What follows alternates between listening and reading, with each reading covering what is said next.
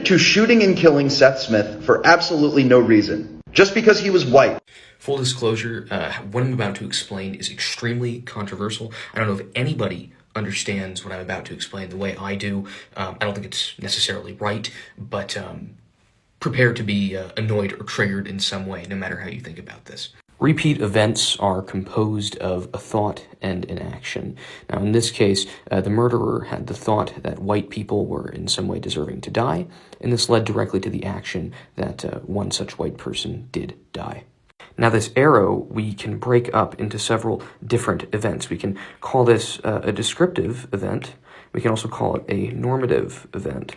The normative event has a justificatory role. That is, it was right that such a murder should have taken place, or it was wrong that such a murder should have taken place. Now, in the case that we say it's wrong, we are making a judgment separate from the repeatability of the event, namely the repeatability of the thought. Now, if we are asking about repeatability, we are asking what would have led this man to think such an action was possible?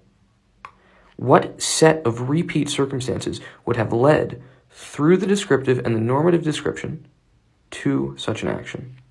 Now, if we simply make the moral judgment, which is, I think, very clearly what this original guy wants us to think, and what it is very obvious to think, murder is always wrong, we are necessarily abstracting from the particularity of the repetition.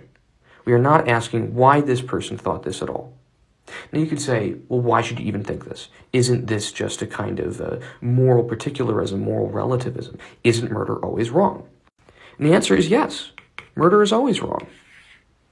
This was wrong. He shouldn't have done this. Absolutely.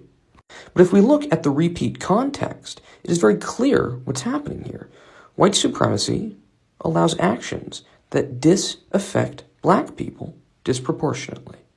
And this disproportionate affectation is either endogenous to the black race, at which case you are a eugenicist, or it is exogenous, in which case you have to say that there is something about the systems of power that disproportionately affect black people. This is a strict either-or. Either it's part of the race or it isn't. And I don't think we're a eugenicist, so it's not part of the race, and it's a systemic issue. And if it's a systemic issue, we know what thought led to the action. It's fully understandable. It is a cognition of the system and a response to that system. Doesn't make it right, doesn't make it justifiable, but it makes it understandable. And that's all I'm trying to say here.